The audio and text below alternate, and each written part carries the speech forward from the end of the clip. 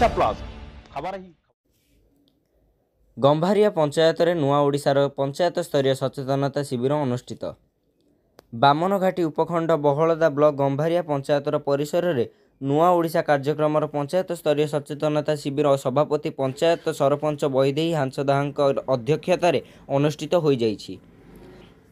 एथिरे सम्मानित अतिथि भावे बीडीओ शक्ति प्रसाद पाइकराय, नोडाल ऑफिसर सिद्धार्थ पाल, बीपीएम सरोज कुमार मल्लिक, समाजसेवी मनमोहन परमाणिक, ललित कुमार महांत, 26 नंबर जिला परिषद सभ्या सूर्यमणि हांसदा, पूर्वतन विधायक साइबा सुशील कुमार हांसदाह, पीईओ प्रदीप कुमार बेहेरा और बीएलएफ लीडर रश्मिता महाकुड़ प्रमुख उपस्थित थिले।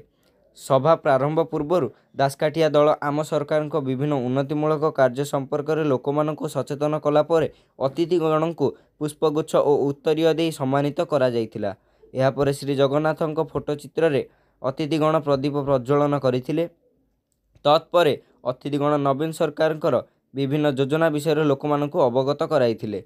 एठारे थिबा स्टॉल माध्यम लोके सेमानकर समस्या गुडी को जणाइबा सहित तार आशु समाधान पाई परिबे बोली सूचना देइथिले।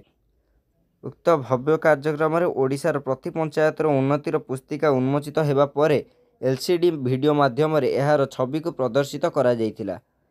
एही सभा को बीपीएम सरोज कुमार मल्लिक परिचालना करथिला बेले नोडाल ऑफिसर सिद्धार्थ पाल धन्यवाद अर्पण करथिले।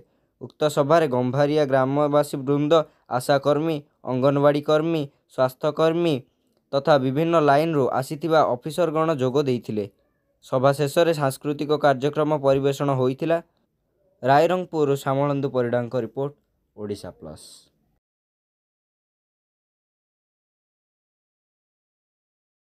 आज जो गंभारिया जीपी जो आम प्रोग्राम टी होती मो ओडिशा नवीन ओडिशा बहुत भल होती आम समस्त को जन देवाक चाहूँ जे आम माननीय मुख्यमंत्री नवीन पट्टनायक जी भी योजना देती योजना उपर योजना आम मैंने समस्ते महिला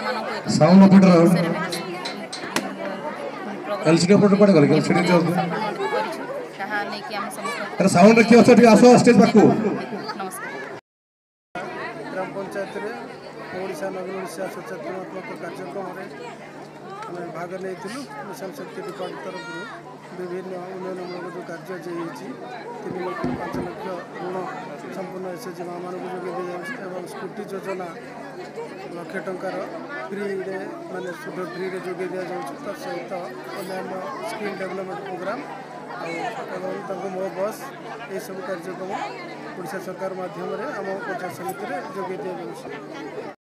ग्राम पंचायत सरपंच बैदेही हांसदा आज आम पंचायत आम ओडिशा नवीन ओडिशार प्रोग्राम टी होता बहुत संख्यार माँ मैंने उपस्थित थे। ए विभिन्न प्रकार उन्नयनमूलक कार्यक्रम उन्नति भाव में आगामी सुरक्षित ये समस्त विभिन्न आलोचना करागला। आते सब खुशी लगे भारत जगन्नाथ रास्ता भाव एत दिन रही पड़ रही से रास्ता को आज माननीय मुख्यमंत्री नवीन पट्टनायक आपको नहीं धन्यवाद।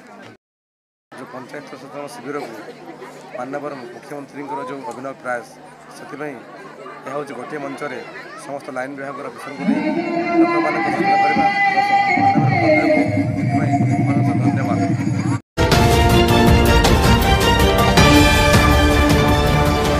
ओडिशा प्लस खबर ही